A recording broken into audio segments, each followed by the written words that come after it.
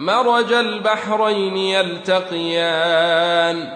بينهما برزخ لا يبغيان فبأي آلاء ربكما تكذبان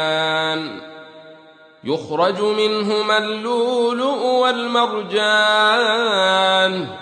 فبأي آلاء ربكما تكذبان وله الجوار المنشآت في البحر كالأعلام فبأي آلاء